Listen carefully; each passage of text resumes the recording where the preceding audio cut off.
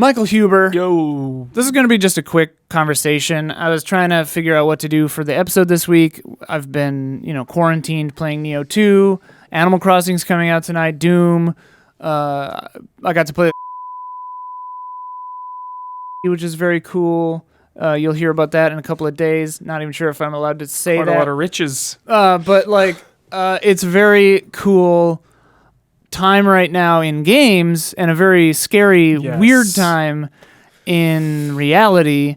Sometimes it makes me not even want to play games because it's just too heavy. Yeah. I just don't want to do anything. Yeah. I just want to sit there. And you'll notice that we're here in the studio but we're sanitizing everything. We've been hand sanitizing left and nonstop. Right. Extra precautions. I'm definitely staying away from the mic even though I sanitized it.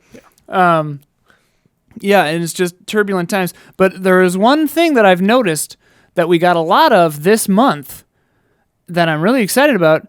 Demos. We had a Final Fantasy VII demo. We had a Resident Evil 3 demo. There's the Trials of Mana demo. Yeah. So many demos right now. And I love demos. Yes. My favorite demos from history have to probably be, obviously, Metal Gear Solid 2 demo. That was starting there, bonkers. Ian? Yeah. I mean, maybe best demo of all time. Yeah, it's up there. That demo was crazy. And then just the demo discs, man. Of course. Demo discs. Of course. PS1 demo discs. Yep. Dreamcast. Oh my God. I can remember there was a Dreamcast demo disc with Ready to Rumble boxing, and it was 2 characters, one stage. Played that thing oh yeah, 20 hours with my friends. We didn't even need to buy the game because we just had the demo. And they always had such funny interfaces with just silly super 90s computer menus that and oh my God. Yeah, I don't know, man. I really love demos. I think they're a really great way to, obviously let people play the games. Of course. But especially, and I don't know if it's a coincidence. I guess it probably is a coincidence that Final Fantasy VII demo, which was really fun. I actually did end up playing it. Yeah. This RE3 demo that you were just playing, I saw you play a bit of it. I haven't played it yet. I think it's a coincidence that we're getting so many during this turbulent time, but what a great thing to get. We need it. We need it. This distraction. When Resident Evil dropped, it's just okay, let's just focus on this now. Yeah. And obviously Final Fantasy VII.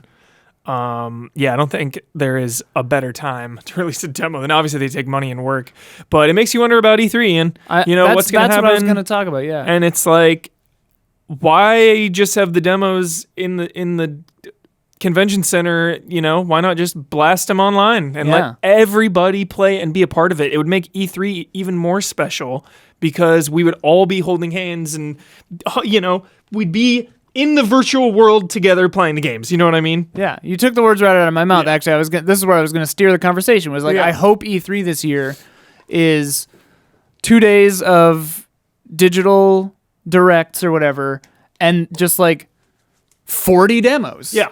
That get released. Exactly. On PC, on Switch, on everything, PlayStation, Xbox. And obviously we can't play demos. I guess you could, but it would be weird for games that are going to be next gen only. Yeah. Unless they strip them down and that kind of defeats the purpose. That whatever. Yeah. But didn't think of that. Didn't think of that logistically. Can you imagine if we get a Last of Us Part 2 demo or Cyberpunk or Cyberpunk demo? Good God. That would be insane. You'd have to. Here's the thing. But if you could create your character and then import that, right? Like they did just with Nioh. Character creators. Yeah, a character. I will sit on a character creator demo for an hour and a half. Because that shit gives me so much anxiety, Ian. I'm so bad at it, and then by the time the game comes out, you're locked and loaded. And I've been 30 minutes of character. I'm okay, I want to start now. Let's just go. I'm not going to make it any better. If you had months to do it, this is a very good idea. Let's do this. CD Projekt Red, if you're listening, put out a character creator for Cyberpunk at E3. We need the distraction. Everyone's going to eat that up. Oh my God, that would be so good. Now I'm going to be... well, you said it, so it'll probably happen now. Yes. The magic. You got Sunset freaking Riders. Yeah. But just... I think demos are really good. I hope that E3 goes that way.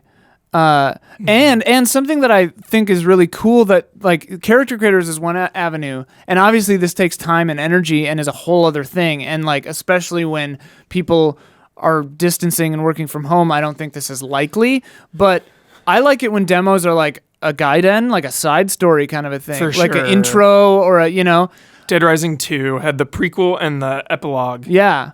Yeah. And it's like, those are such fun little adventures that you can have that don't eat up. Because like the Final Fantasy VII thing is like, okay, we just have to replay the first part of the factory now or whatever. I liked in Nioh 2 that I could import my character. Yeah. That was really nice. I was like, I prefer that usually. Yeah. And it one of the recent demos was like that. Was it PSO2? It carries over? Yeah, I believe. Something like that? Yep. The beta. Yeah. But yeah, Nioh, historically, a lot of demos. PSO2 is doing a demo now, or a beta, I guess. Mm-hmm.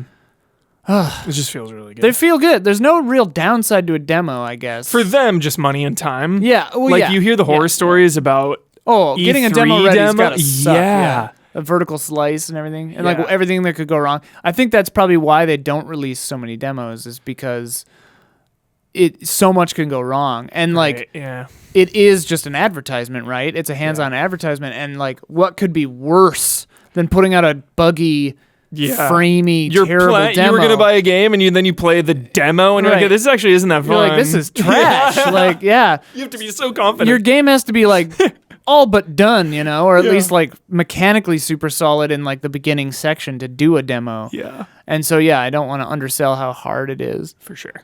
But it's just such a nice treat. It is. Resident Evil, the best. Resident Evil. So some of my favorites of all time. Oh my God. I remember driving over an hour to GameStop with my mom to get me the Resident Evil 4 GameCube demo. Oh. It was like a pre-order thing. Oh. And we drove like 90 minutes to get it. Those I still have days, that tin. Man. That was, Yeah. I remember, the demo came in like a tin case. Really? Yeah. Wow. I've got it somewhere. I'll dig it out. Please do. I want to see that. I remember MGS2 demo came on Zone of the Enders, I think I want to say. Yep. We like specifically bought Zone of the Enders. I can like picture the little thing on the box that says like Metal Gear Solid 2 demo. And then Dragon Quest 8 came with Final Fantasy 12. Yeah. Oh, that demo. Did Vagrant Story have one for something? Maybe like 8 or 9, Final Fantasy 8 or 9. Yeah. Those were the days when you bought a game to get a demo. Yeah. That was the reason a filmic example of this. That's the only reason I went to see Dreamcatcher. Because you know what played in front of Dreamcatcher? No. I think it was an Animatrix short. Dude. Yeah. One of the shorts? One of the shorts. I think that's what it was. Is that how they released Animatrix? Like one of them. And then the rest were like whatever. But like, strange. I can't remember which one it was. That's so you. Yeah. Animatrix short, dude. I think that's what so it was. you. Awesome. I was all about the Matrix. Oh, man. That is Matrix rad. 4, dude. Yep. Here's hoping. Yep. Anyway, I don't know. Not a real structured conversation, I guess, but I just love demos. Just some demo hype. I'm just hyped about demos, dude. You playing Resident Evil 3 tonight? I might. It's a tough day because I've got Doom preloaded and I've got Animal Crossing preloaded. And I'm still I love Nioh 2. I'm really into it right now. Shit. So, it's really hard. Couldn't play Nioh 2 yesterday. It's really hard. It's really hard. And it starts, I want to say it gets less hard. Okay. Because it starts so hard. So hard. And now, I always feel weird about summoning. I summon left and right, dude. It's like, I use acolytes. I just summon every people. Boss. Like, I guess, whatever. Well, here's my thing is like, because the bosses in Souls games and Souls are like my least favorite part. I know I'm like the opposite of you and Ben. Here's my thing. I love the worlds. I love exploring. But it's the balance. It is the balance. And like the high you get from beating a boss is great. But like to me, the bosses are brick walls sometimes in front of me exploring more stuff. Like I love traversing the levels and getting good at going through that stuff. Yeah. And I mean, I like the bosses too, but they're not my favorite element.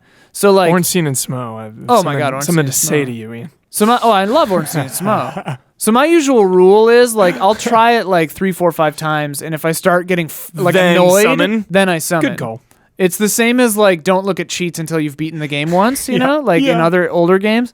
That was always my rule as a kid. I was like, okay, I'm not going to look up cheats until I beat it. Yes. And then I'll look up cheats. And like New Game Plus is like all, out the window. Yeah. Or whatever. I don't know. So I have no shame about summoning. It's like whatever. Summon if you want. Yeah. It's just I don't know, because like summoning before a boss too, you can, right? You can and then it's like, summon- should I just go through this whole game co-op? That summon- almost seems more fun. You could play the. You could like you and I could play the entirety of Nioh 2 co-op, like entirely, and it would be amazing. And we should do it. And I really want to do that now. I really want to do that now. I beat the first boss. That's where I'm at. I haven't played in a while. I don't know. I'm way farther than that. I'm like 40 hours in. Jeez. But it's really weird because I thought I was like just starting. Yeah. And then I saw my in-game clock was like 36 hours, and I was like, what? Yeah, there's a lot to unpack in that. There's so much game to that. I mean, unless I'm about at the end and I just think I'm like at the beginning. Yeah, it's going to be like 100 hours. Oh, yeah. I mean, I'm at level like, I don't even know if I hit 50 yet. Okay. And like, I know like end game stuff is like 100 probably. So it's like halfway, I guess. I'm not even halfway. Anyways, I don't know. Demos are great. Resident Evil's great. Capcom is back. Nioh hype. Nioh hype. Stay safe out there. Final Fantasy 7 hype. Yep. Animal Crossing play hype. some games. Yeah. I mean, it's all we really can do. It's a horrible, terrifying time, but at least a bunch of great games are coming out right now that we can spend our time inside playing. Yes. Because lose ourselves. Yeah. I'm picturing myself in bed tonight, like sitting there playing Animal Crossing. Yeah. You know? Doom first. My first Animal Crossing game. Because I feel like Doom will like ramp up the stress and tension so much. Like when you set the controller down, you're probably going to be wound up. Yeah. Then you come down with the Animal That's a good Crossing. plan. That's a good plan. Yeah. I hope soothing. I bought Doom Eternal on Steam. So my hope is they let me play it like soon. 9 o'clock. Hopefully, you know the one thing, this reminds me, the one thing I wish the Switch had? A blue light filter. You know, like a nighttime. Oh yeah, where it like it puts a red coating over it. Yeah, I wish the Switch had that because I like to play it in bed, but the blue light keeps you awake. Totally. Yeah. Anyways, thanks Huber. Thank you everybody. Play some demos. Stay safe. Wash your hands. Hang in there. We'll talk to you soon. Good night and good game.